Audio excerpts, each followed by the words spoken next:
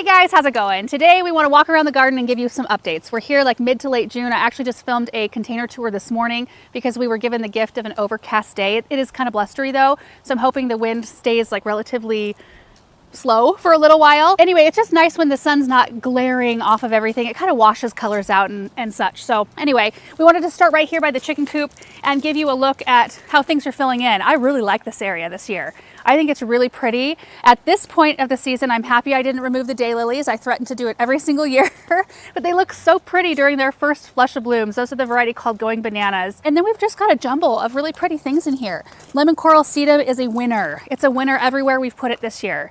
And it's something that I think I want to order more of next year because it makes for such a tidy border.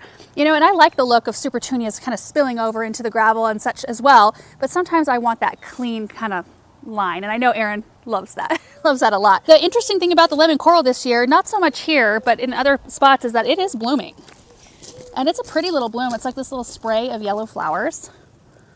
But I don't know that it's necessarily supposed to do that as quickly as it has this year. And maybe it's just our weather. I mean, yesterday's high, you guys, was 95 degrees. Today's high is 72. What's tomorrow's high? 68? Yeah. So it's so erratic and so weird. But last year I came in and pulled out some peach colored landscape roses that they kept getting afflicted with spider mites, and it was just, they were becoming a little bit too much of a nuisance. And I put in the Invincible Ruby hydrangeas, and I think they're gorgeous. We have a Miss Violet Buddleia in there blooming. The dahlia, this is the Vibrant Violet dahlia, which is my favorite of the Virtuoso series. Talked about that in our container tour this year. In fact, during this tour, I probably won't major on any of the containers since we went over that here recently. Let's head to the pond. Oh, before we head to the pond though, there is this brand new flower bed, which we've been really enjoying. I just love seeing stuff in here. I love seeing some green and some height. The trees have been a little bit beat up by the wind. We've had some pretty severe windstorms come through, but overall everything's looking really great. The thing that has really kind of changed since I planted in here, because everything else, like I can tell the super petunias have thickened up a little bit, but look at the hydrangeas. When we put these in, they were largely just green. There were some buds, and I think I had one plant that maybe had a couple blooms on it, but they all have blooms on them now, and they're absolutely beautiful. So if you imagine like this look, but this tall, in front of this whole, or I guess in back of this whole flower bed, they're just going to provide such a beautiful, unified, peaceful, lush looking border back here. Hedge, I guess. I'm also and we'll fix the bricks. What's that? We'll fix the bricks. Oh, does it look egregious from your view? It's not egregious, but they're definitely not, straight. Well, when we made this flower bed, I just had such a hard time visualizing how far out I should put everything. I didn't want to neck down the lane because this is driveway right here.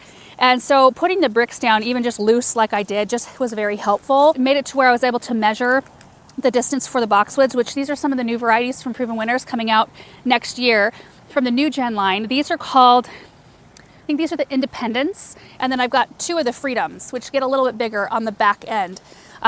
Wasn't there a Liberty in there too? There's a Liberty Bell, but I don't have any of those yet. Okay. I would love to try them.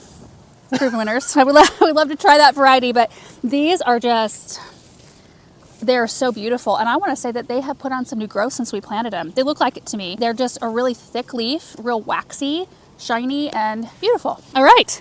The pond is looking a little bit better, you guys, since we added the tilapia, and we've been pretty diligent. Like Paul is especially diligent about going through and removing string algae. The kids have also been playing in it about every day. Yesterday they were in it twice, and that helps tremendously. I don't know what it does, but it just stirs it up. Okay, so check this out. They jump off of these rocks and they land right in the middle here. And so right where they land, it's all clean, and then there's algae everywhere else. So I've been telling the kids, move around a little bit. Like play right here. Yeah, play right there. But the problem is the rocks get a little bit bigger and a little bit more slippery. And in those areas they avoid. They like this area where the rocks kind of like compact together a little bit. It's more of a firm footing. But I mean, the rocks look pretty good. The waterfall rocks. Yeah, they're not bad. Before they were like covered in green string algae. Now it was actually my plan today to get in the pond and do some pond maintenance, plant maintenance. I need to deadhead the iris and just go through and clean stuff up, and I will do that. We'll do that together here once it warms a little bit back up. I want to do that on a day when it actually feels good to be in the water.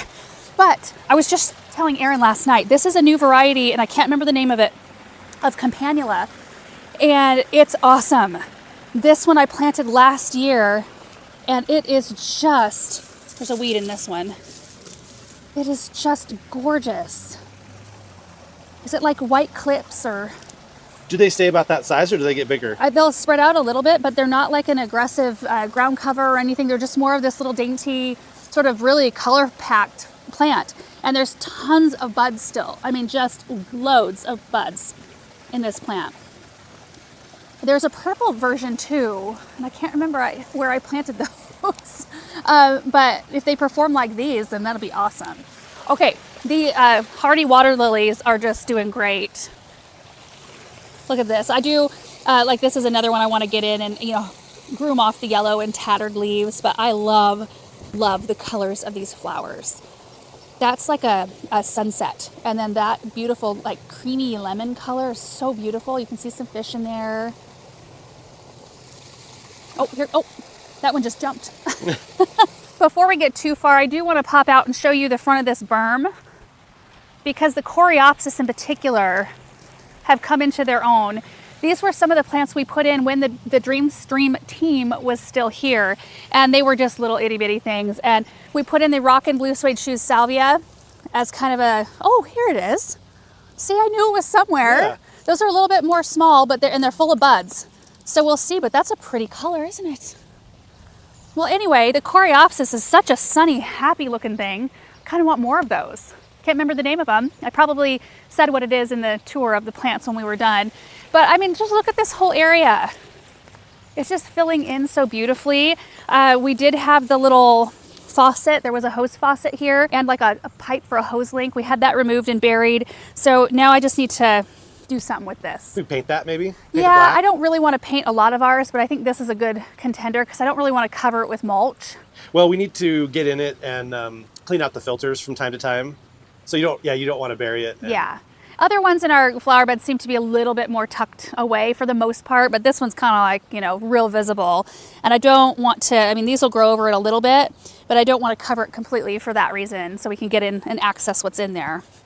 And then the front of the other side here is just filling in beautifully. The Virginia Star Creeper is such an amazing ground cover. I planted it last spring, I think, and I cut the root balls. They were 4-inch plants. I cut them, I think, in half. And they did real well, and then they just disappeared. And I thought, well, dang it, they died. Shoot. And then they just like reappeared this spring, but it was late when they reappeared, and now they're in bloom and looking beautiful. Now, why is this Russian sage not blooming? It is. To the right. Oh. My right. I don't know. The other ones look great, but that one is just green. Is it maybe too much water? I don't know. I mean, the leaf color looks the same. That one's full of buds. Huh. Do you think that one gets more shade? Well, I wonder if it gets too much water because we ran a couple extra emitters to the birches because birches tend to like a decent amount of water. I would think that the foliage would show that. Yeah, you're probably right. So It'd be more yellow. I'm thinking maybe the birch trees shade this in the morning a little bit longer, and then this like shades it a little bit more in the afternoon. So it's sandwiched in a little bit more. I don't know. Seems like it would get full sun either way. You know, from this angle, these do look a little bit more pale. Huh. I wonder if it is a water issue. It's interesting. Yeah. We've got the Aromance Mulberry Nemesia right here, or Nemesia. Really fragrant, really beautiful. Looks pretty with that Superbena. More Rockin' Blue Suede Shoes, salvia throughout this whole area, and then the occasional sweet potato vine. I think I only got I only got 5 of the Sweetheart Limes this year. I don't know what was up with that, but they were in with another variety. This is my favorite one, though. We planted this Catalpa this spring. Look at this. This adds to the fragrance in the area, big time. Look at the blooms here. So pretty. Look at that. We just have these everywhere now because they're an amazing plant. Okay, let's pop back in here and take a look at the rest of the pond. Yeah, well, this is looking pretty stunning, and so is this Russian sage. There's another one of the campanula, a darker colored one. Huh. We've got plumbago in here. We've got a bunch of things. The plumbago has really started to spread, which I love. This one bloomed. It has already bloomed. No, it's getting ready to bloom. It's got buds all over on it. And so it blooms really pretty. Oh, blue blooms right there. And then the foliage turns bright fire red in the fall. They are really an amazing ground cover. And then we're trying out some other stuff. This is Beaujolais Loosestrife. We've got a cotoneaster called Little Dipper. It's doing exactly what I want it to do, so is this one. So I planted the root ball right here, hoping that it would grow over these stones and sort of soften them. So you see like little peaks of the stone instead of the whole thing. And that's my goal for this whole area eventually. The black hawk grasses are looking great. Everything really has just filled in, just hugely, minus my sempervivum planter. That is my personal shame for the day. I need to redo that planter. Look at the lilies in here though. Look at them. They are so gorgeous. They think I'm gonna give them food probably. Yeah. Woo! Oh, that's a tilapia. You see that one? That was going for it. I didn't know the tilapia would get friendly like the koi.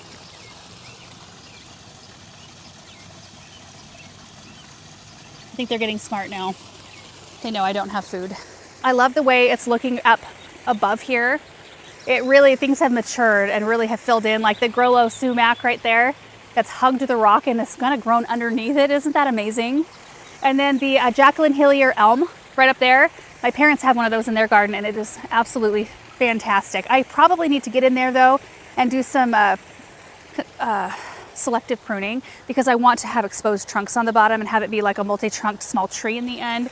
But we've got Joe Pye weed coming up. Of course, all the Russian sage looks great everywhere. Hardy geraniums in here. Oh boy.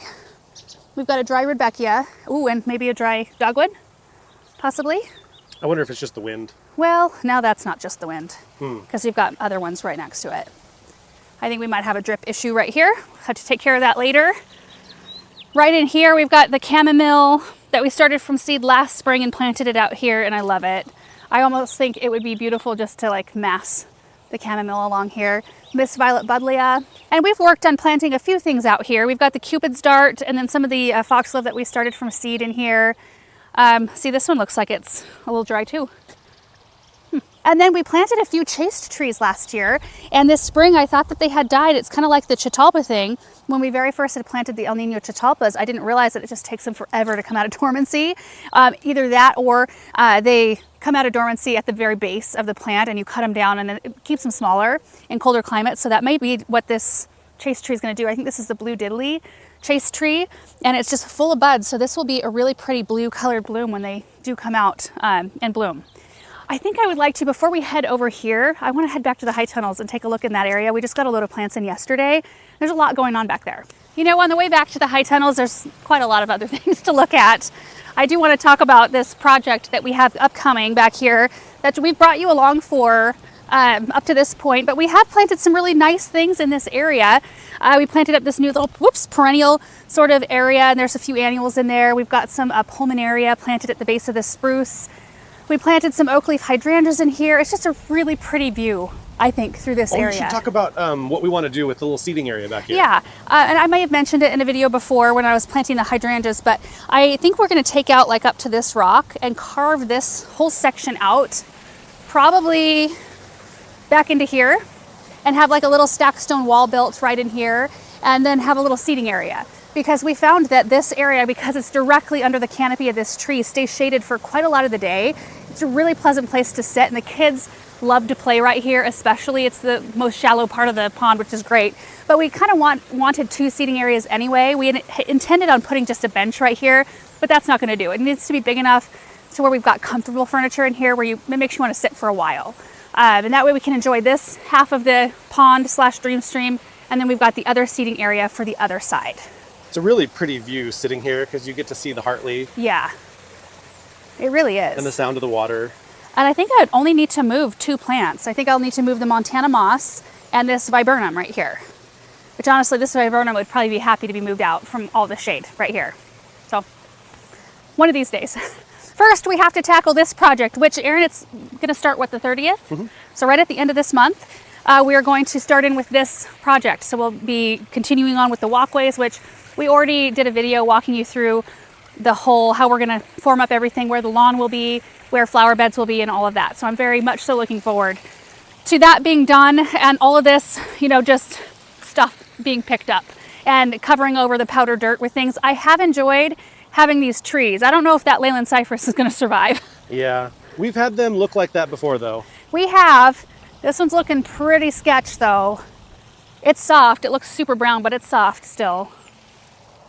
Didn't the root ball crack on this Oh one? yeah, both of these actually. The cedar as well back there. The cedar doesn't look like it minded it though. No. This one's just a little, we'll see. But yeah, the addition of all of the locust trees back here has just been kind of a game changer to this area. You know, we'll have flower bed here that'll wrap around, but then the grass will extend and it'll come around and go around the trampoline there. So it'll be a really nice mixture, I think, of lawn space and yeah. You know, I've been reading up on fire resistant plants and lawn is recommended. That's like I'm sure it is. That's a barrier. Well, I'm like looking for any extra reasons we could add to our list of why we like lawn. Oh. That's fire resistant. So here's our latest load of plants that just arrived yesterday. We actually just put in an order through Walla Walla Nursery, who's one of the suppliers my parents orders from. In fact, they got a few things in on that load too that we took down to them. But we just wanted some more things that we could work into berm areas, big empty flower beds. And we've got some beautiful things here I thought you guys might be interested to see. We've got a bunch of really gorgeous iris. I love the texture of iris. This is like what kind? Butter and sugar. I've got some of these out, but these are Siberian iris.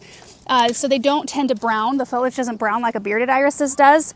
And it just is such a beautiful texture. I've got perennial geraniums, veronica, Russian sage. We've got some hibiscus, some big pink ones. I ordered those. This was, yeah, Aaron's edition. You also ordered these, which surprised me because I've tried this variety twice already. And every time it hasn't come back for me. So I'm going to try it again. What is it? This is the Royal Raspberry Agasaki.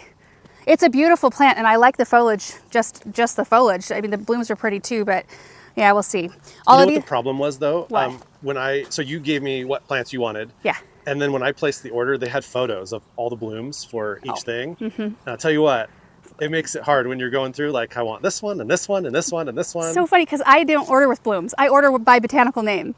So I go through just the word list. I'm like, this, I want this, this, this, this, this. I don't even look at the pictures. Well, Walla Walla has their website is pretty good. You just hover over the plant and it just pops up a picture of that plant on the screen. Oh, nice. Which makes it way easier for ordering, because I've ordered from other companies before too. And this is not sponsored by Walla Walla. They just are like a random grower in our area. Yeah. I mean, they're fine. You know, I'm not, I don't know what to say. They're fine, but I'm not like trying to promote them. I'm just saying it was easy to order because other growers, oftentimes it's just a sheet of paper. And yeah, it's botanical names, and you don't even know what the plant looks like unless you happen to be a plant person. Right, and you have to Google. I've been there too. You have to Google every single thing, and it takes forever to see what they are. Which growers like that don't sell to just the public. You have to be another grower, like a nursery or something like that. Garden center. But these are firelight hydrangeas, so we're kind of leaning in on the paniculatas. Some of these are looking kind of wilted. Bethany came out here this morning, and we had so much wind last night. She said a lot of it was tipped over and dry, and she watered everything yesterday, and then I watered everything again last night because I knew all of the wind was coming, and it still dries everything out.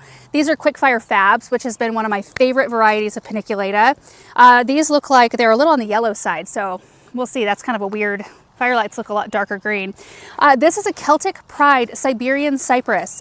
I planted one of these at the church that Aaron and I go to, and it's the only time I've ever planted one. And I thought, well, we'll see what happens. And it looks so beautiful. It's kind of a ground cover evergreen, but they're really soft and they're a really nice color of green. So I thought we could tuck some in somewhere. We got some space for that. We've got tater tot arborvitaes, black lace elderberry, perennial geranium here. And then this right here, most of it is part of the spring meadow load that came in, except for we've got the firefly fuchsia yarrow that came in yesterday. Yeah, you can see where it's like recovering from being dry and blown over. I like this one a lot though. I do too. I like the color of it. It's such a happy, it's kind of like the firefly yellow that I just planted. It's such a happy firefly sunshine. Very happy, bright colors. And then also we were able to get in lavender to replace actually quite a number of lavender that did not make it in our formal flower garden. And then to hopefully finish up all the spots that I wasn't able to plant in. So these are quite a bit bigger than the plugs that we put in, and they're blooming. So it'll look a little spotty out there, but oh, they're so wonderful. So pretty. And the rest of the high tunnels here are just full of what we had from earlier this spring. A few things from our annual load still yet to plant, and then a few things that we wintered over from last year. But they have cleared out quite a lot.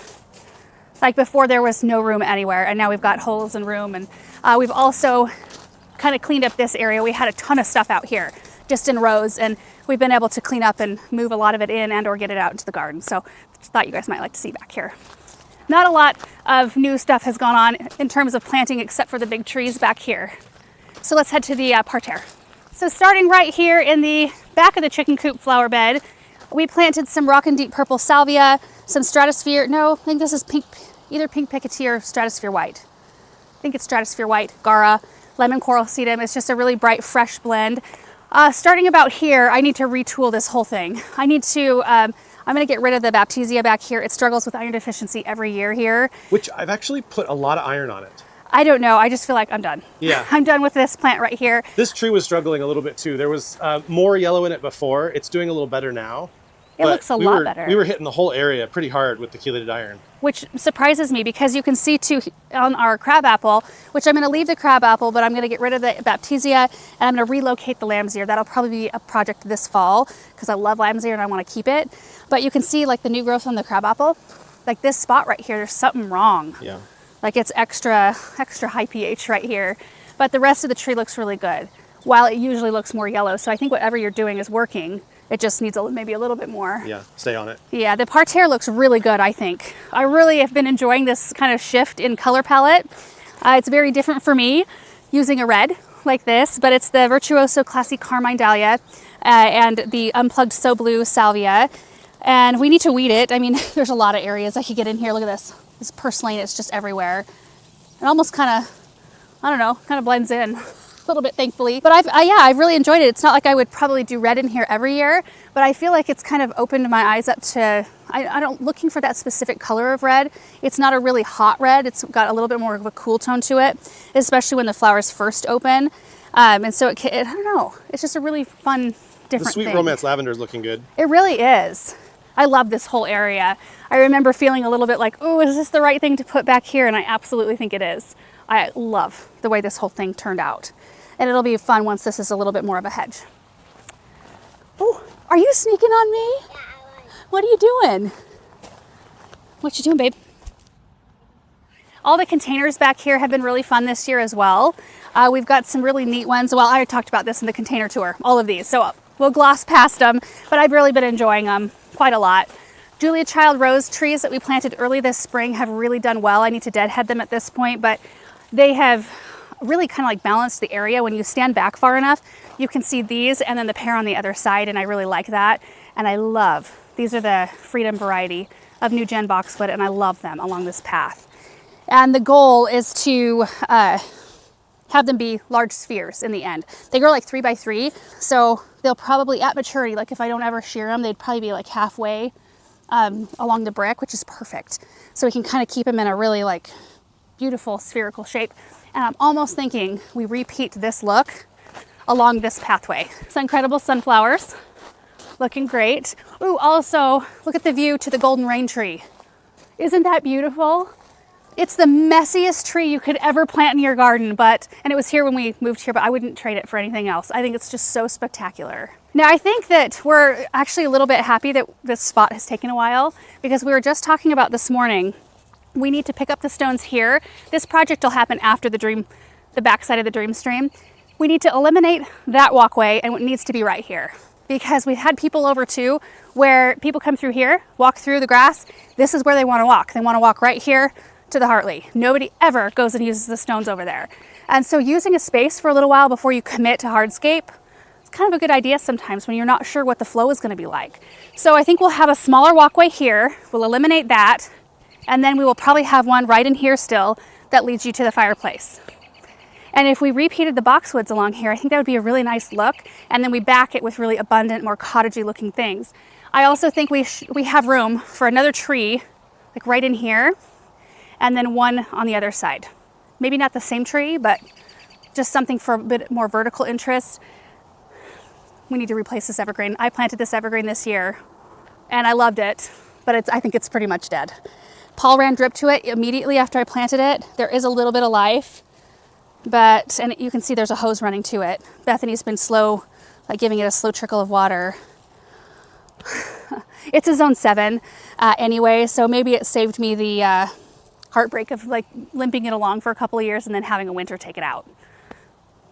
I don't know. And it's possible too, if we left it, it could bounce from whatever, afflicted it. Sometimes plants just shock and there's not a really good explanation as to why they do what they are doing. Before we head over this way, let's look at the brick patio. First of all, what's going on over here? What are you doing with your veil? Isn't that a skirt? It is. It is. Well, looking good, girl. Looking good. So I went into more detail on all of the containers in this area, but I at least wanted to show it in the tour in case you didn't catch that video. Everything looks really pretty in here. I've just been enjoying this so much. We do want to add some more furniture. We've been kind of looking. I would love to add this collection of furniture, but they're so expensive and I waited for so long to buy this. I waited for a sale and then I just, yeah, anyway. I would love to add 4 more chairs from this collection. It's from Front Gate, but I just can't pull the trigger. But I'd love to do like a grouping of chairs here and then a grouping of chairs right over there to kind of fill in the space a little bit more and then add some more containers in along the way. But we'll see. We'll see what happens. How about a grouping of boxwoods? In pots? No, just to complete the look. Oh, are you giving me sass? Yes. Sassafras from Aaron. Okay, right here, beautiful annual bed. I showed this in the container video this morning too. If you look at it from this angle, like up toward the hydrangeas, it looks awesome. This is the new look Dusty Miller. We started from seed this winter. And we've got Surefire white begonias that replaced some pink pansies that were in here prior. Lemon coral sedum. Love it. We have a little bit of a weird thing going on with our incredible hydrangeas, which might be the beginning of the end. I don't know. See this one right here? We're not sure exactly what's going on with it. The soil's wet. The only thing I can think of, maybe it got too wet right there around it. But they've suffered. They don't look like they're suffering right now, but they have been suffering about every day that the sun's out since we had that honey locust tree removed. That was just enough protection for these in the morning time where they had just a little slice of afternoon sun and then they were protected in the late afternoon from the sun from this maple tree. And these just wilt. They wilt so bad every single day. And so we had to run an extra drip line by them in addition to the other one that was already by them. And we were having to run that every day just to keep them from completely wilting to death. But then our boxwoods on the other side aren't loving all that extra water. So it's kind of like, should we not fight these? They look really good from the other side though. Yeah, maybe we should go that side. Like. Yeah. But it's kind of one of those questions. Do you fight? Do you fight with the plant? And do you have to like maybe make the boxwoods suffer in addition to trying to fight to keep these alive? The other side doesn't look that great either. I don't know. These have just been a little bit, like these have a little bit more green. These have been a little bit more pale. They do look beautiful from this side. But I think what we'll do, and maybe I'll show you when I do it, we'll cut back this hydrangea and see if we can get it to reflush. I just don't know how many years it's going to take for this honey locust tree to provide enough shade for these to, you know, maybe we take them out and put in a paniculata that can just handle more sun. It's, yeah, one of those things. Kitchen bed is looking good though. It's Russell. We've got some rock and deep purple salvia and a fuchsia that got mixed in there with the purples. But that's fine. It can just do its thing back there. We planted a ginger wine 9-bark and a quickfire hydrangea. There's some stratosphere white gara, pinkerific dahlias, Bordeaux supertunias, and it's just filled in nicely. We have a lemony lace elderberry that's finally not being choked out by anemones. These anemones, they just want to choke everything out. In fact, it should come in here and pull some from around the back side of these annuals so that they don't gobble them up eventually. Okay, let's go down the west side. Shade bed, just doing its thing. I actually need to do some maintenance in both of these. I need to do some perennial cutback and some cleanup in here. I'll walk down here real quick. Everything needs a good shower with the hose too. We've had quite a lot of wind that brings in dust. I think this has spider mites. Yeah, the big juniper has spider mites. We've got to get that. I don't know how we're going to spray that. I mean, it's massive. I was talking to my dad about it though, and he said that they'll concentrate toward the bottom. It'd take them forever to get up to the top. So maybe if we get after it right away. But no wonder our boxwoods have struggled with mites and our hydrangeas have struggled with mites over here. But yeah, everything is looking pretty dusty and kind of dirty. It needs to be cut back and remulched. We haven't mulched this area this year. It's hard too, just because this tree dropped so many needles and like all juniper this. berries. It just gives kind of a orangey brown cast Yeah. to the area. But I can make it look better with some cleaned up plants too. And then if I just bring the shower or the hose over rather and just give everything a shower and just kind of clean it up a little bit, that's always helpful too. I'll be cleaning up. These are the pink Picotee columbine. I was waiting for the seed pods to mature, so there's one.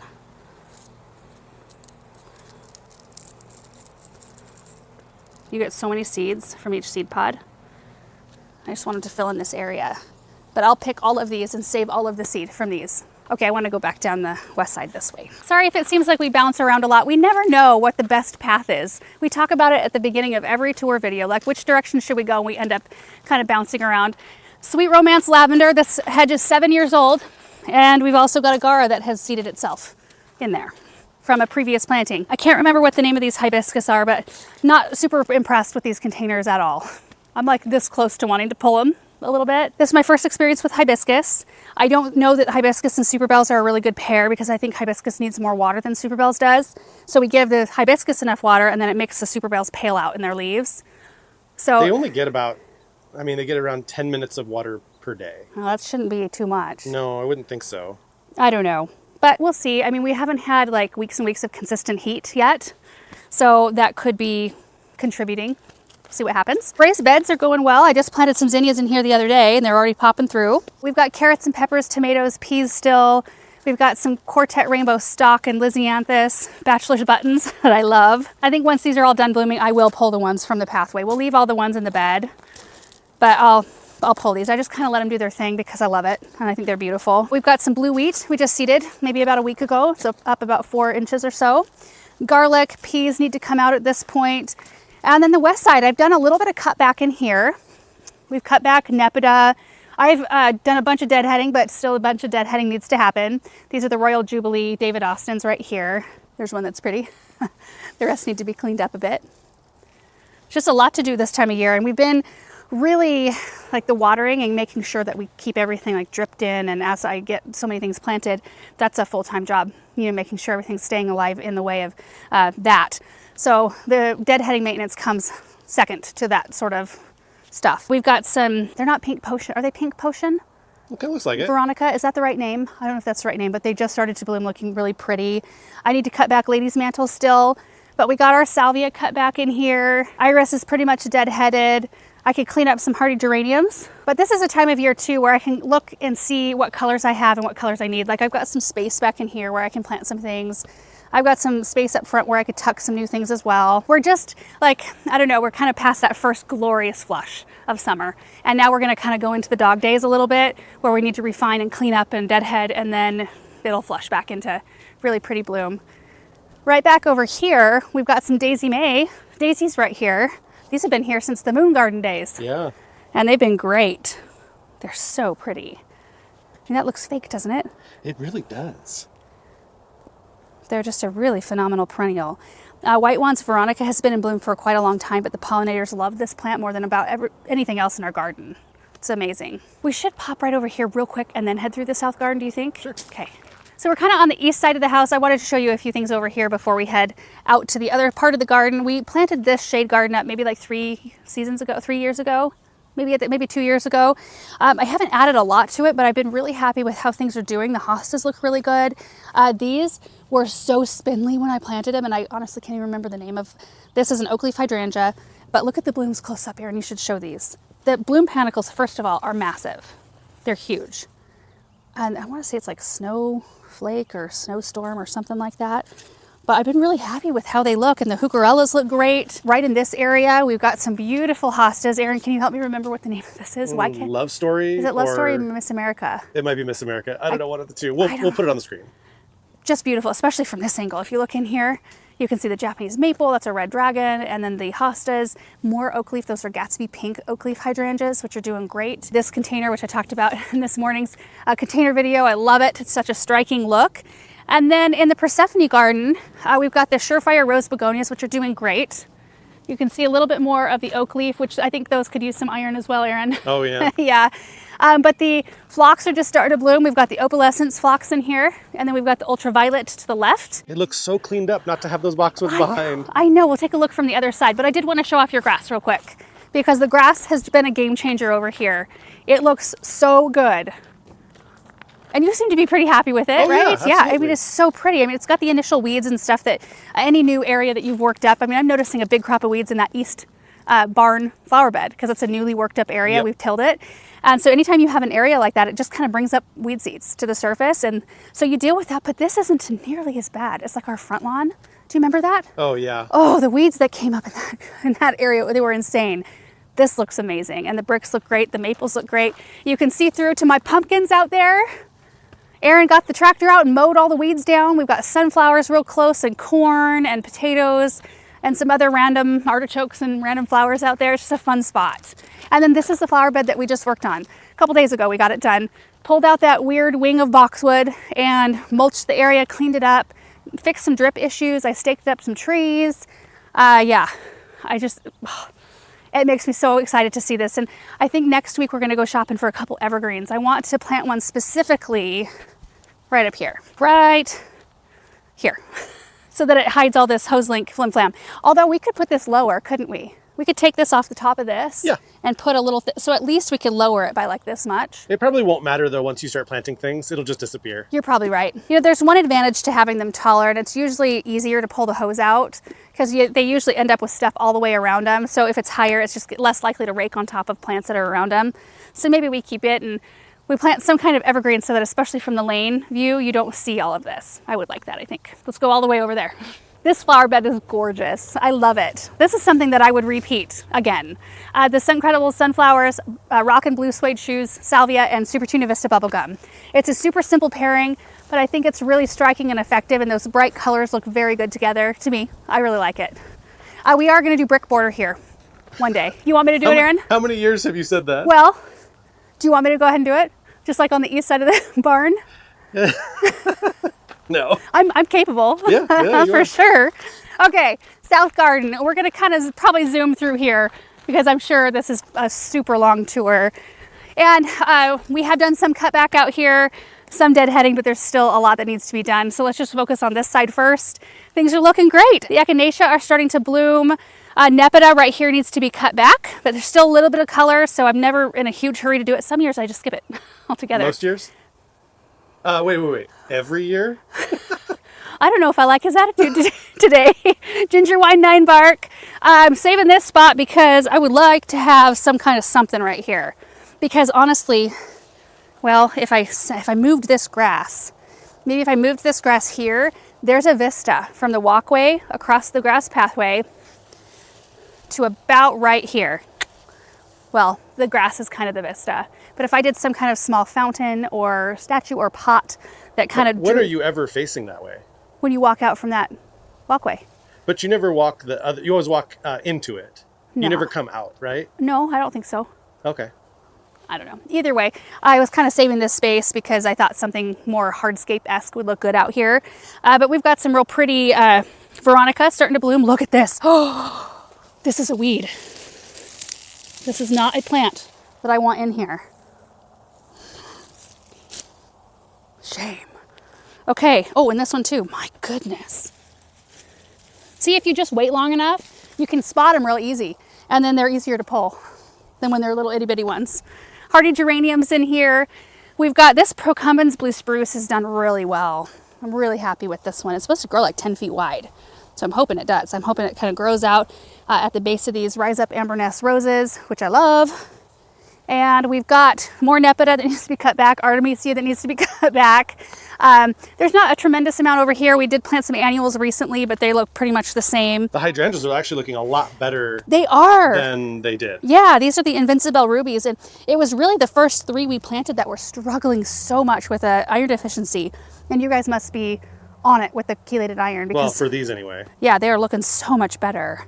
So much better. This grass I thought had died, but it didn't. It's here. It looks really pretty. It's a type of miscanthus. We've also got some delphiniums that we transplanted from the cut flower garden to this area this spring, and look at them. They don't seem to have minded the transplant.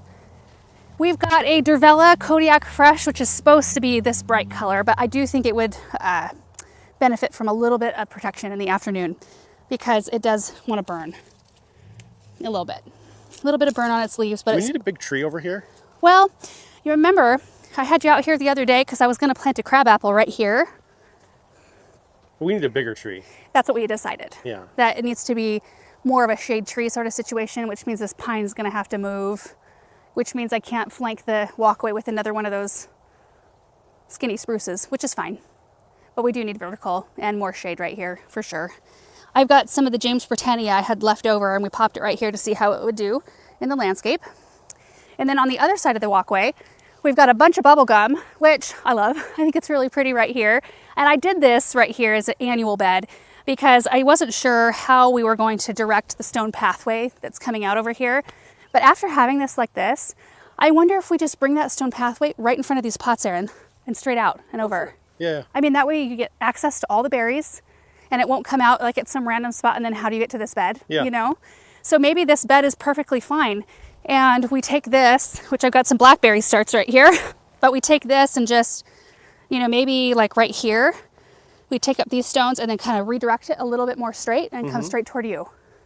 Yeah. Yeah? Yeah, looks good. Then we won't have to move anything. We won't have to move any of the rhubarb, nothing. And we can leave the pots here, which I love these pots being here. Our berries are doing great. Take a look at this. Loaded. Absolutely and completely loaded. We've even got some dark ones on here, but they're not quite. Ooh, that one might be ready. It's not coming off the... Usually they'll release really easy when they're ready and not tart. All these. Yeah, my gosh. Not quite. Oh, come on. Oh, that one might be ready. Oh, I thought I saw something crawling on it. Nope. Not tart. That was good. First blackberry of the year. You want to eat it? No? That one's better. Oh. White Niagara grapes are doing fantastic. Look at this. Just absolutely loaded. Look up in here. We're going to have some good juice this year. Our table grapes are a little bit further behind, but still, look at this. I think we'll be set on the grape front. And I think we're going to be set on the raspberry front too. These are the Heritage Red Everbearing Raspberry. And they're already forming up fruit, even though I mowed them all the way down. And then these are the Fall Golds right here, which I'm noticing there are some fruit forming up. These are always a little bit lagging behind the red ones. But they all look very healthy, and I think they've had the proper food this year. I've actually fertilized them twice this year already. Usually they get it once a year, maybe. Okay, we got to keep going down this row before we head to the formal flower garden. Stokes asters are looking so much better this year. They struggled all of last year after we planted them. I was really kind of not confident in the plant at all. They look great. Opalescence Fox was a new one planted last year as well. We've got some Amsonia. There's a Firelight Hydrangea. Should this be not as bright? I don't think so. I think it needs iron. Okay. We've got some Phlomis right here. There's some Supreme Cantaloupe Echinacea.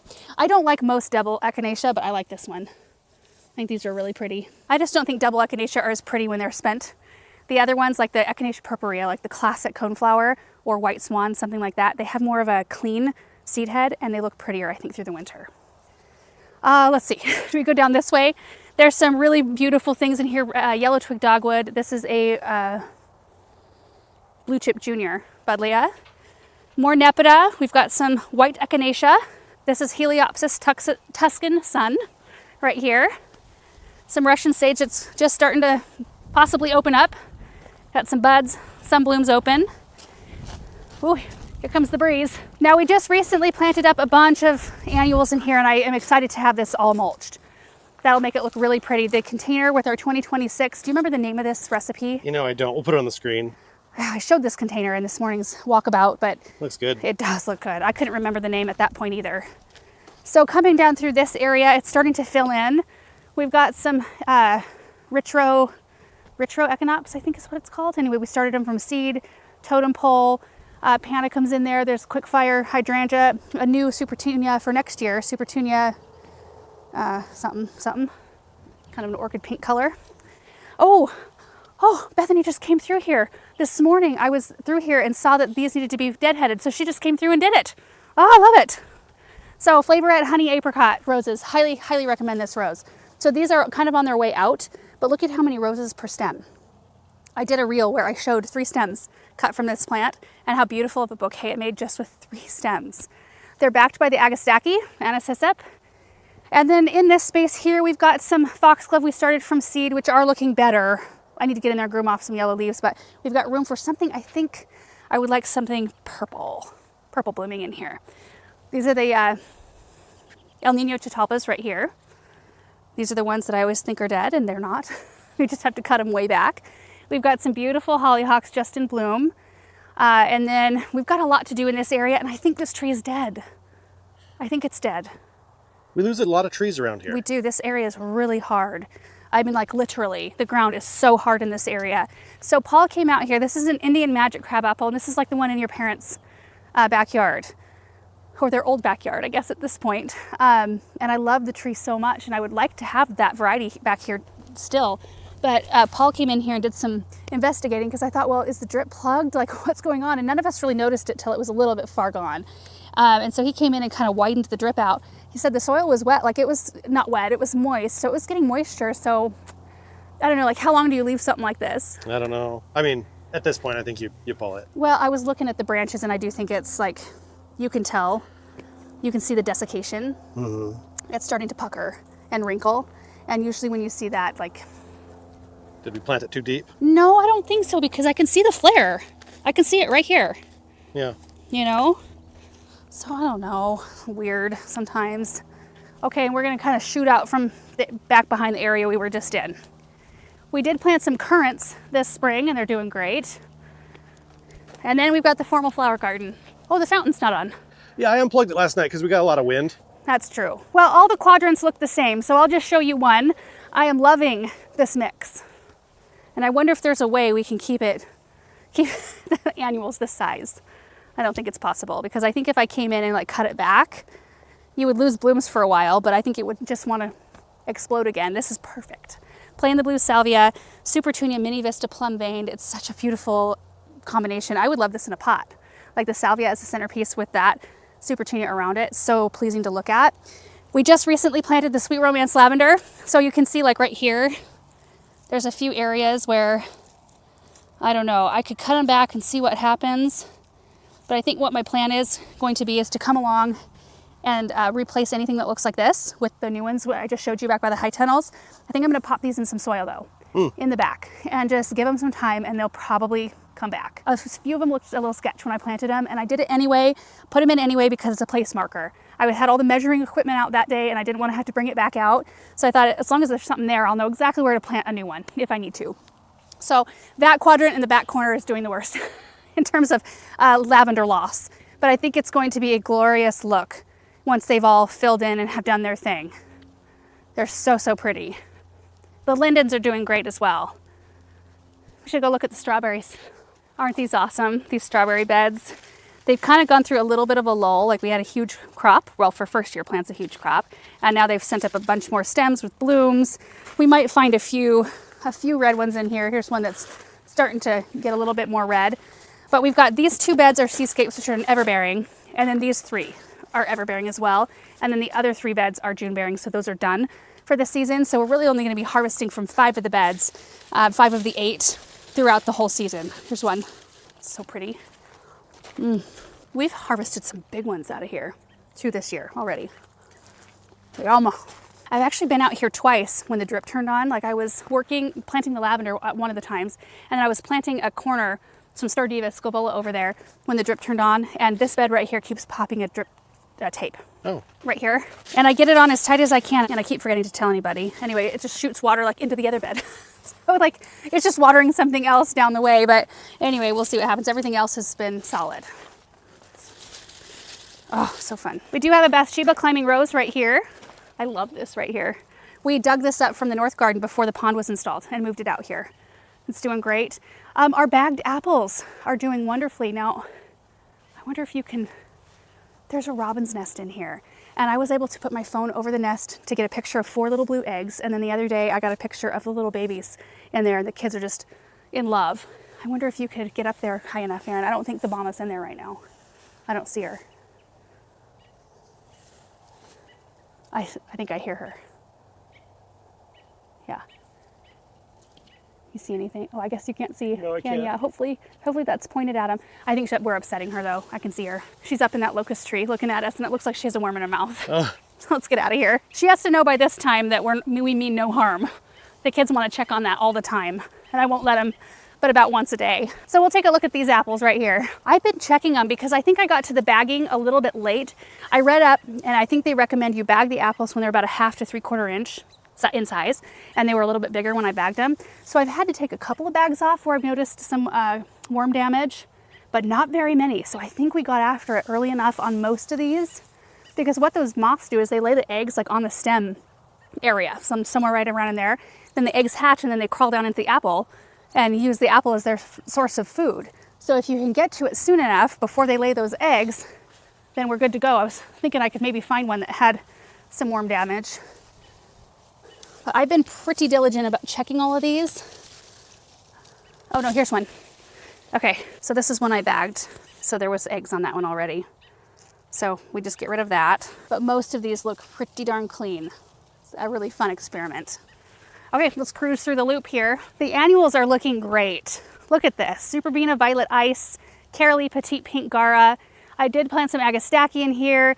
We haven't mulched this area yet, but boy, when we get to that, that's gonna look so sharp. You know, the roses, I know you planted those as bare root. Yeah. And they just haven't, they look pretty, like the blooms look great, Yeah. but they just haven't really bulked up yet. This area, I had to almost lay on the auger to get it to dig a hole this big for the hyssop. Maybe we need to throw a bunch of extra gypsum on here. I think this spot, I remember too when I was planting, before I started planting annuals or anything like that, like the soil here closer to the grass is softer because it gets more moisture. But the stuff inside, when I was planting bulbs early on before there was stuff in here, it was so incredibly hard to dig those holes. Yeah, so the roses, I mean, they're doing it, but they're not like thriving at max capacity. But everything else looks pretty good. The Eryngium that we transplanted looks great. We eventually turned this fountain off. I need to work some fountain details out or just get new fountains. We need the aquascape basins underneath. Probably so, yeah. Yep. Vanessa Bell roses right here. They're just this beautiful soft yellow. And I love them with the Fama blue pincushion flowers and the Russian sage. We've got some Kufia mixed in here with some sedum. Miss Violet Buddleias right here. And Bethany looks really great right now. State of Grace rose. I do have a few more, one in a melon, echinacea. I got 3 more, they're in the high tunnel, that I'm gonna work into this space here because I think that melon color with this kind of purpley pink and the State of Grace, it all just looks real pretty together. I haven't planted that urn just because I just don't think I want to. I think I'm just gonna use it as a piece of pretty statuary this year. Yeah, it's garden art. The Calycanthus, this is an Aphrodite, looking absolutely beautiful. Watch out, there's a string right there. They smell really good. Can you smell them right now, Erin? Yeah. And I love the leaf. This is one that I did not think would survive our garden. So I planted it really close to the black lace because I thought it's gonna stay really small. It's probably gonna die, and it's thriving. Should have given it more space. Okay, we have some daylilies down in here that are just fixing to bloom. Hollyhocks and Agastaki. The mock orange, we're not sure what happened to it. I'm gonna come in, I think, and I don't know if I'm gonna cut it back, maybe rejuvenate, prune it, but it was so gorgeous when we planted it. Do you remember that? It was like the perfect location for this one. Paul ran drip to it immediately, and then we were watering it on the off day that the drip doesn't run. So it's just another one of those situations where like we've done what we can. There's not really anything else we can do about it. So hopefully it will bounce back from that. The Bordeaux Supertunias are looking fantastic out here. And then I'm even seeing a little bit of activity on our Limelight Primes right here. A little bit, they're all budded up, but some are a little bit further ahead. And then it's amazing that those little black lace elderberries in those cans back by the high tunnel turn into that. It's nuts. Quickly. Very quickly. Like 1 or 2 seasons. Yep. They really like it here. I planted another one right back in there because I kind of want that same look in this area. Kind of coming up on a real pretty spot. I want to say this is like Johnson's Blue or Roseanne geranium. And then we've got the Senorita roses in here. And it's a really pretty kind of orange and blue opposite on the color wheel sort of look. And our larch that we planted last year that we thought had died is doing great.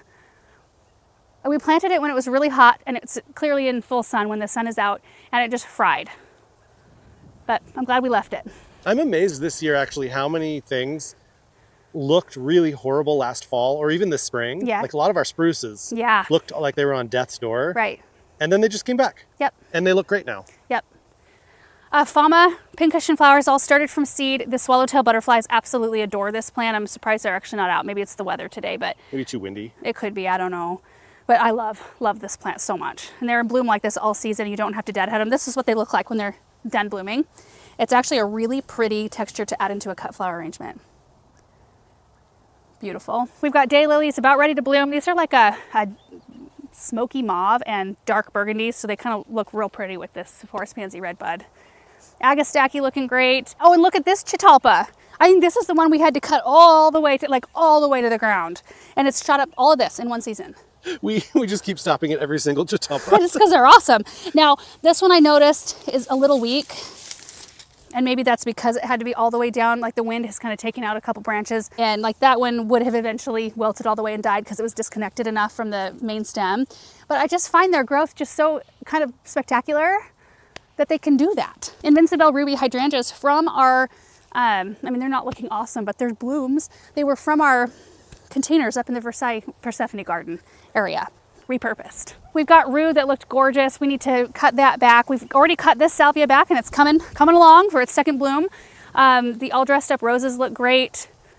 Drops of Jupiter, oregano. Oh, there's a swallowtail right there. Baptisia. These are huge. Monstrous. I planted, I think, 4 in this spot. Are you getting eaten up? Yeah. I'm getting eaten up too. Serendipity alliums. We've got some of the Pope John Paul II roses from behind our fireplace. We dug these up and moved them out here. They're fantastic. They have a really good fragrance. And then this is Bit of Honey Heliopsis. And then some things that need to like, come on. I think this Supertunia is done. Yep. It is now. Done now. Yep. Those are the Raspberry Rush, I think, Supertunia. See, this is the White Swan Echinacea.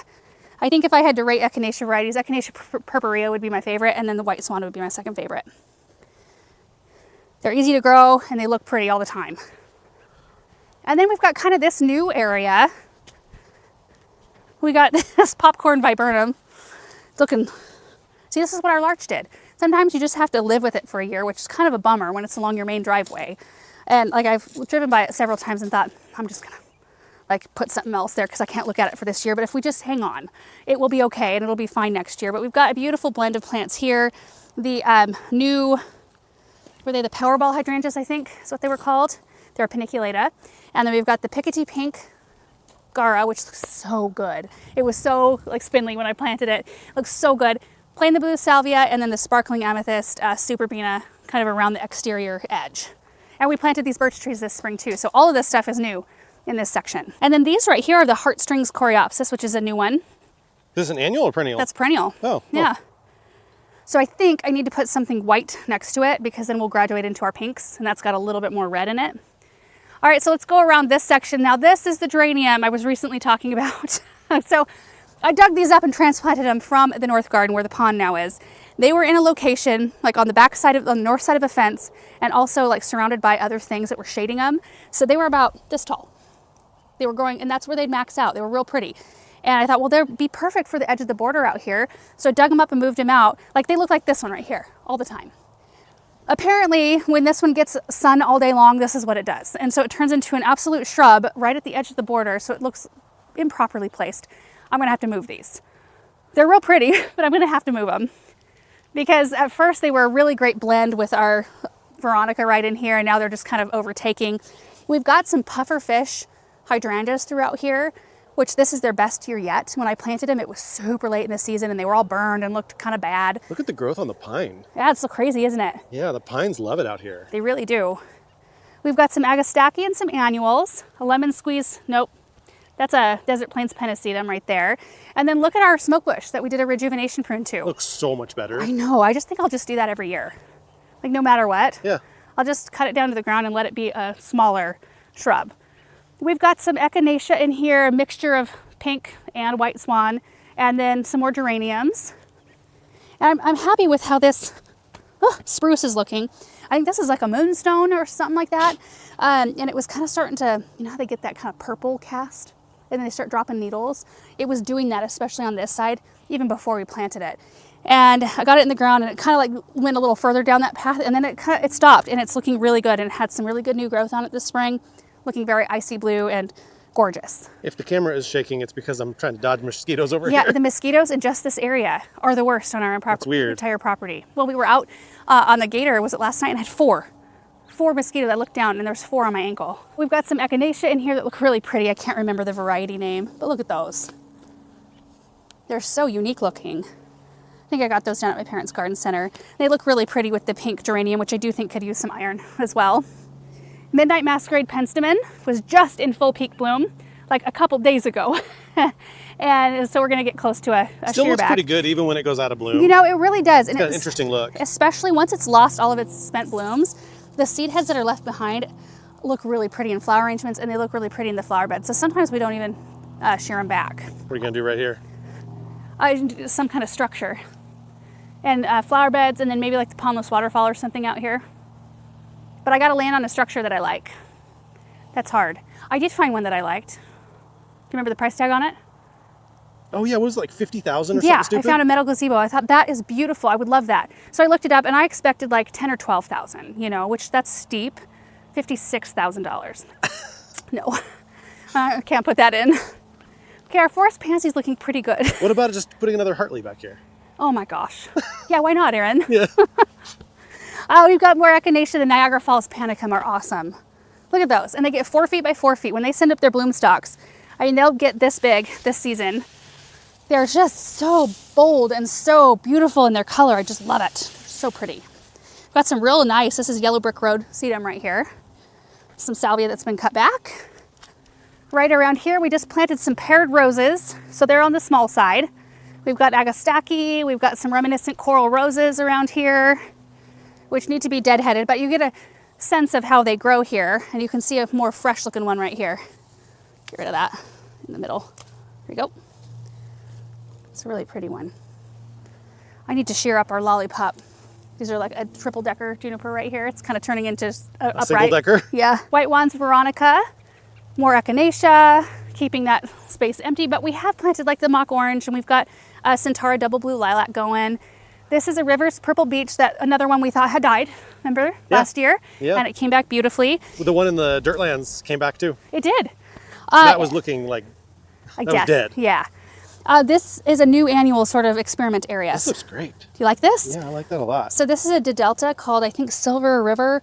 Double grapefruit super bells. This is a Sunglow Calliophis or something. And then there's the Agastaki Maestro Coral. Anyway, they're all supposed to be drought tolerant things. So we did not hook this one up onto drip. We were just kind of finger testing it and giving it a little bit of water here and there. So far, so good. And then I planted the rest of them that I had out here in the landscape so we could kind of compare results. So we've got the Sunglow here and then the Maestro Coral right here. These echinacea have got to go. I knew the only one that was blooming when we were out here planting was this. And I thought, well, that's not going to be bad. That'll be perfect. I kind of like them. Do you? Yeah. They It's are bright. so It's vibrant. jarring. Like, I mean, I'm doing red, right, in the parterre, but this is like a little too in your face. Too much for you? A little bit. It's a little too hot colored, hot toned. And then we get into a little bit more thickness in plantings right here. We've got some Super Tunia Vista Paradise right here. Not my favorite color, honestly. Yeah, I can tell. It's like- it's a hot. It's jarring. It's another Yeah. jarring color. And I thought, well, we'll just try it here because we've got a purple clematis. But it's kind of fun to try. I mean, you stumble upon something you might love, you know? It performs well. I mean, if that's your color, Yeah. it's a good performing plant. Yeah, for sure. We've got echinacea just kind of like willy-nilly through this whole area. I did not plant this one here. It just came up here. Same with this patch. This is a penstemon we started from seed. It's like Twizzle something, Twizzle apricot, or is that right? I don't know. We've got Rudbeckia that Proven Winners used to carry an annual Rudbeckia for fall plantings. And I had some. They sent me some. I thought they were annual, and so I popped them out here as just an annual accent. I had wintered them over in the high tunnel, and they did great. And then they've turned out to be perennial. So perennial to the point where I didn't plant this one, or like this whole patch. I Did it didn't just plant. come back as like the original mother plant, or? Oh, I have no idea, but I planted, they look like they did in the container, so Oh. it looks true to what I planted. I planted them back behind the geranium, so these right here came up on their own. Huh. Which you gotta love that. I'm gonna root this Boom Chocolata geranium out. It emerges out of the ground with powdery mildew. And we just don't deal with powdery mildew here on most things, but we do on the Boom Chocolatas and the Zephrines around the chicken coop. 2 plants that we deal with it on. And then this area is a work in progress. A lot of it is a work in progress. Just planted some Teucrium and the marshmallow daisies. Again, when we mulch, it will make everything look a lot better too. The Fama Blue pincushion flowers. We've got this one container I put the Luscious Berry Blend Lantana along with Super Tunia Saffron Finch and the Tiara Blue. They're looking good. And then the Eryngium. Have I been calling it Echinops this whole time? This is Eryngium, that's Eryngium over there. The Echinops are the ones closest to the parking area. Anyway, they look good. Here's some of your yarrow, Erin. Yeah, it looks great. It does, doesn't it?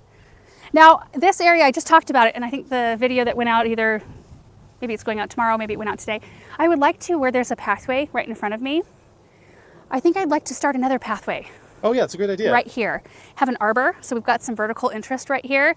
And I'd only need to remove one rose, one Russian sage, and this calycanthus and just move them, scoot them over. And then have a walkway come right through here and just like pull you through this flower bed. Yeah, absolutely. And then it makes the fact that we've kept this so open in here make sense. Yeah. A little bit more. And it gives more, I don't know, I think having walking paths everywhere is a fun idea. Okay, one more spot to look at before we're done. It's just the area right along our driveway here. We have several pockets of annuals that are really pretty. I got a hold of extra 16-inch hanging baskets of the 2026 National Recipe of the Year. So I popped them in the ground right here, thinking it would just be fun to try them out, see what they do. And it was instant beauty. I love it. I love the little like boop, boop, boop kind of look out here. We planted some Sergeant Pepper dogwoods early this season. Like it was one of our first planting projects out here. They're doing really well. We came along, I don't think I filmed this. I think I planted these in an evening where it was really hot. I remember it being really hot. Tiara Blue Supertunias, Suncredible Sunflowers. I just used up all the rest of them that we had at that moment in this area. And you gotta just avert your eyes for a moment. We have Stokes asters trying to root in. Don't put those in a focal area unless you're okay with waiting at least one season for them to look okay. Super Beano Whiteout. And then this is a Winecraft Black. No, that's a Summer Wine Black 9-bark right there. And then these were more hanging baskets that we popped in the ground. They look awesome. This was one of the recipes from this year, right? Yeah. Vista 2025 Bubblegum, recipe. Vista Jazzberry, Vista Super, Vista Mini White, I think. And then we've got some more Echinacea purpurea. I've been working on this patch to thicken it up and expand it. We've got, see, this is the Siberian iris. This is what it looks like out in the landscape. Looks really nice when it's not in bloom. It looks like you're almost near a pond, Yeah. which gives you like that kind of illusion of like lush and water, which I need. That's why I ordered more to plant out here. And then the last little spot right here, I think I'm going to take after this today. I need to deadhead these are Dayglow yellow dahlias, and they're easy. I mean, you just have to come along and pop the old blooms off. Makes them look so much better. Like, look at that. Easy. Mini Vista Whites. And then this is one of the 2026 National Recipes. This is the Saffron Sunrise. Do you remember that name? The one by our grapevines looks a little bit better than this one. The saffron finch is kind of Well, it's like the Super Bells. taken over. The Super Bells and the other one looks a lot better. This one's looking like it's gotten too much water or it needs iron. One of the two. Maybe both. I don't know. Oh, one more thing. This is progress. We have bricks. So they are going to start this project, our brick pillars, next Monday. I am so looking forward to seeing just, you know, this area be kind of done. Also, we had all the sod removed. I don't think that was gone the last time we showed it. Oh, yeah. Yeah. So the reason for that is because we have such hard water that if the sprinklers were to spray on the columns, they would turn white. Which they would. Like over here, if there was grass around it. So you'd have a white column on this side, and then you'd have a normal column on this side because there's no sprinklers. And not having grass, it allows you to mirror the look. Yeah, and I won't be able to mirror it exactly, but like this spot, if you go beyond the gate, is mulch. It's a flower bed area. And now this spot, which mirrors it in shape, will be mulch and flower bed area. And then we'll probably figure out something that's similar up here. The only spot that won't be exact because, you know, we've got a service lane on the other side is right about here. Like this line right here, everything on this side of it will be different than that side. But I was just thinking we could use this for like a really striking annual display. I don't know, lots of different thoughts and ideas on that, but having the grass gone from here just simplifies a lot of things. So anyway, that's it, you guys. That is it for our mid to late, I don't even know what day it is today.